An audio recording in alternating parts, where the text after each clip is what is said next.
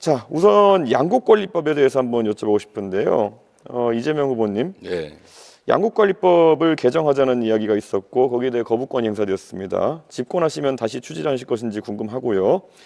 식량안보 차원이라 보기에는 양국관리법이 지금 돈이 많이 드는 이유가 과잉 생산되는 지금 쌀을 처리하는데 돈이 많이 드는 거거든요. 그러면은 도대체 과잉 생산되는 쌀을 왜 더 생산하도록 유도해야 되는 것인지 말씀 부탁드립니다. 우리 이준석 후보께서 이제 한쪽만 보고 계신 거예요. 양쪽을 다 보면 좋겠습니다. 쌀값을 일정 가격 유지하는 게 장기적으로 전략 산업인 주식, 우리나라의 곡물 자급도를 올리는 길이겠죠. 그런데 가끔씩 과잉 생산되는 경우가 있어요. 그럴 경우는 정부가 사서 양곡 가격을 관리해 주자. 대신에 여기 추가로 경작 면적을 조정하기 위해서 대체작물 지원 제도를 도입하자. 이 두 가지를 동시에 도입하면 정부가 쌀 사지 않기 위해서 대체작물 지원을 예측해서 충분히 하면 관리가 가능하죠. 결국 3조 원씩 더 쓰겠다는 말을 그냥 저렇게 돌려가지고 핑계를 대고 계시다 이렇게 보면 될 것 같습니다. 안 쓰려고 대체작물 제도를 도입한다니까요. 이재명 후보님께서 스테이블 코인 이런 얘기도 하셨어요. 그런데 스테이블 코인 얘기하시면서 사실 어떤 방식인지 뭐 담보형이라고 하셨는데 담보형 코인들 중에서도 제가 알기로는 미국 달러화를 기반으로 한 담보형 코인 외에 실제로 스테이블 코인이 사용되는 경우가 거의 없습니다. 실제 USDT, USDC 두 가지가 90%가량의 유통량을 담당하고 있는데요. 혹시 USDT와 USDC 어떤 부분이 차이가 있는지 알고 계십니까?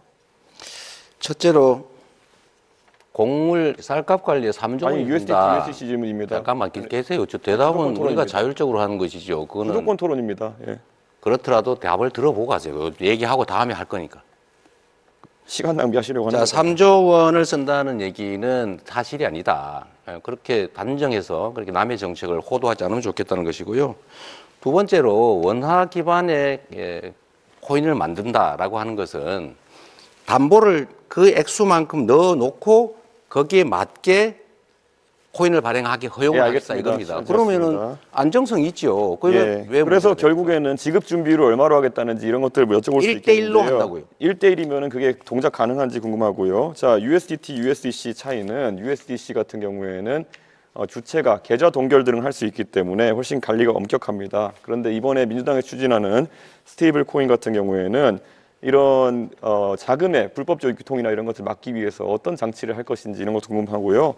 예를 들어 USDC 이런 것들은 대북 송금 같은 걸 하더라도 그걸 전부 다 계좌를 동결할 수 있기 때문에 조금 더 안전한데 이런 스테이블 코인에 대한 구체적인 전략 없이 실제로 그냥 이야기해버리되면은 작전주 하시던 것처럼 그냥 시장을 들썩이게 하는 효과밖에 없다 이렇게 말씀드릴 수 있을 것 같습니다. 이게 코나이 같이 또 어떤 기업이 맡아가지고 이런 사업을 진행하게 될지 갈수록 궁금해지고 있습니다. 답을 좀 할까요? 아니요. 그리고 민주당이 사실 허위사실 공표 행위에 대해서 행위 부분을 삭제하겠다 이런 말을 하면서 이런 토론 자리에서 자유롭게 좀 말하자 이런 취지로 입법을 하는 걸로 알고 있는데요.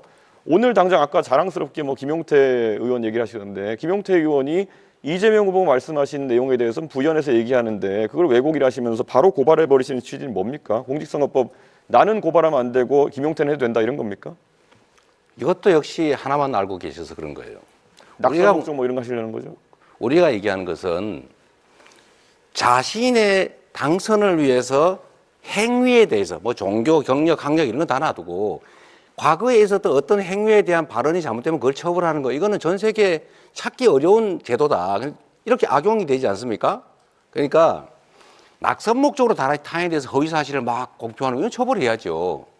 자기가 어떤 일, 옛날에 어떤 일, 친구하고 어떤 일이 있었는데 이런 얘기가 처벌하면 되겠습니까? 그렇게 악용하면 안 된다. 그 얘기예요.